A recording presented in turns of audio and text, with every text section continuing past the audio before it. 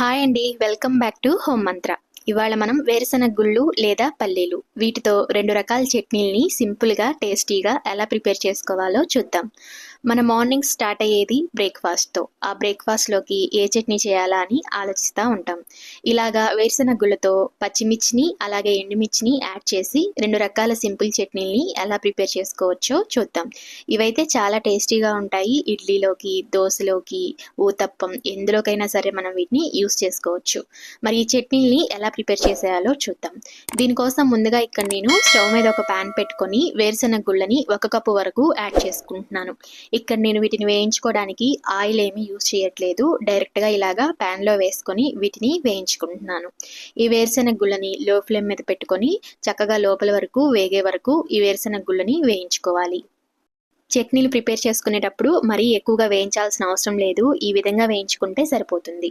వీటిని ఇలానే ప్యాన్లో ఉంచేస్తే మాడిపోతాయి కాబట్టి ఇలా ఒక ప్లేట్లోకి తీసుకొని పూర్తిగా చల్లారనివ్వండి. పూర్తిగా చల్లారిన తర్వాత మీకు ఇష్టమైతే పొట్టుతో అయినా వేసుకోవచ్చు, లేదా పొట్టును తీసేసైనా మనం చట్నీని ప్రిపేర్ చేసుకోవచ్చు. ఇక్కడ నేనైతే లైట్గా పొట్టు తీసుకున్నాను, మొత్తం పూర్తిగా తీసేయలేదు. ఈ వేరుశనగ గుళ్ళను ఇలా మిక్సీ జార్లోకి యాడ్ చేసుకొని ఇందులోకి 1/2 కప్పు వరకు పచ్చి కొబ్బరి ముక్కల్ని ఇలా ముక్కలుగా కట్ చేసుకొని యాడ్ చేసుకోవాలి. 1 కప్పు వేరుశనగ గుళ్ళకు 1/2 కప్పు కొబ్బరి ముక్కలు అలాగే 1/4 కప్పు చట్నీ పప్పు ఉంటాయి కదా, చట్నీ పప్పును కూడా యాడ్ చేసుకోవాలి.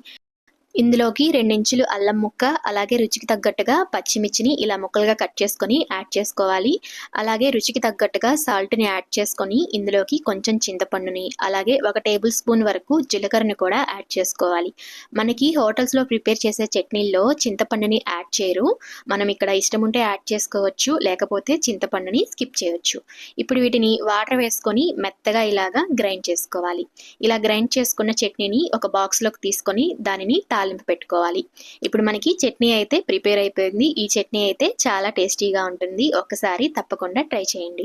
ఇప్పుడు ఇంకో రకం చట్నీ కోసం స్టవ్ మీద ప్యాన్ పెట్టుకొని అందులోకి ఇప్పుడు నేను ఆయిల్ని యాడ్ చేసుకుంటున్నాను. ఇలా 2 టేబుల్ స్పూన్స్ ఆయిల్ని యాడ్ చేసుకున్న తర్వాత అందులోకి 1/4 కప్పు వరకు వేరుశనగ గుళ్ళని యాడ్ చేసుకోవాలి. ఇలా 1/4 కప్పు వరకు వేరుశనగ గుళ్ళని యాడ్ చేసుకున్న తర్వాత వీటిని కూడా లో ఫ్లేమ్ మీద చక్కగా వేగే వరకు వేయించుకోవాలి. మనం ఎండుమిర్చిని యాడ్ చేసి చట్నీని ప్రిపేర్ చేసేటప్పుడు ఇలా వేరుశనగ గుళ్ళని కొంచెం ఆయిల్ వేసుకొని వేయించుకుంటే చట్నీ టేస్ట్ చాలా బాగుంటుంది. ఇప్పుడు వీటిని ఇలాగా లో ఫ్లేమ్ మీద వేయించుకున్న తర్వాత వీటిని కూడా ఒక ప్లేట్లోకి తీసుకోవాలి. ఇప్పుడు ఈ ప్యాన్లోకి రుచికి తగ్గట్టుగా ఎండుమిర్చిని యాడ్ చేసుకోండి. ఇక్కడ నేను 1 కాశ్మీరీ రెడ్ చిల్లీని కూడా యాడ్ చేశాను. చట్నీ కలరు బాగుంటుంది.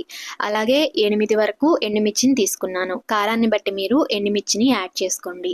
అయితే వీటిని మనం వేడి ప్యాన్లోనే వేసుకొని ఇలా ఒకసారి కలుపుకుంటే సరిపోతుంది. స్టవ్ ఆఫ్ చేసుకొని ఈ వేడి ప్యాన్లో ఈ ఎండుమిర్చిని వేసుకొని 5 నిమిషాలు ఉంచారంటే అవి కూడా క్రిస్పీగా తయారైపోతాయి. ఇప్పుడు ఇవి పూర్తిగా చల్లారిన తర్వాత ఇలా మిక్సీ జార్లోకి యాడ్ చేసుకోవాలి.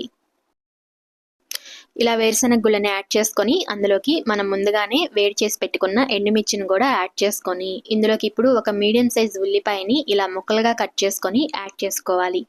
2 రెమ్మలు వెల్లుల్లిని అలాగే ఒక 1/2 టేబుల్ స్పూన్ జీలకర్ర, రుచికి తగ్గట్టుగా సాల్ట్ని, కొంచెం చింతపండును కూడా యాడ్ చేసుకొని వీటిని కూడా వాటర్ యాడ్ చేసుకుంటూ బాగా మెత్తగా బ్లెండ్ చేసుకోవాలి. ఇలా బ్లెండ్ చేసుకున్న చట్నీని ఇలా ఒక బౌల్లోకి తీసుకొని దీనిని కూడా మనం తాలింపు పెట్టుకోవాలి. ఈ చట్నీలో మనం ఉల్లిపాయని యాడ్ చేసాం కదా, ఆ టేస్ట్ అయితే చాలా బాగుంటుంది. ఒక్కసారి ఈ చట్నీని తప్పకుండా ట్రై చేసి చూడండి. ఇక ఇడ్లీలోకి, దోశల్లోకి, ఊతప్పం, గుంట పునుగులు ఎందులోకైనా సరే ఈ చట్నీలు యాడ్ చేసుకొని తిన్నామంటే వాటి టేస్ట్ ఇంకా ఎన్హాన్స్ అయిపోతుంది. మరి ఈ చట్నీని మీరు ఒకసారి తప్పకుండా ట్రై చేయండి. ట్రై చేస్తే కనుక ఎలా వచ్చిందో నాకు కామెంట్ చేయడం మర్చిపోవద్దు. అలాగే మీకు నచ్చినట్టయితే ఈ వీడియోని లైక్ చేయండి, షేర్ చేయండి. అలాగే మీరు కనుక ఇంకా మన హోమ్ మంత్ర ఛానల్ని సబ్స్క్రైబ్ చేసుకోకపోతే సబ్స్క్రైబ్ చేసుకోండి. మరి ఈ రెసిపీస్ అయితే మీకు నచ్చినాయి అనుకుంటున్నాను. మరొక మంచి రెసిపీతో మళ్ళీ కలుద్దాం. మన ఛానల్లో అల్లం నిలువ పచ్చడి ఉంది, అది కూడా ఒకసారి ట్రై చేయండి. Thank you for watching.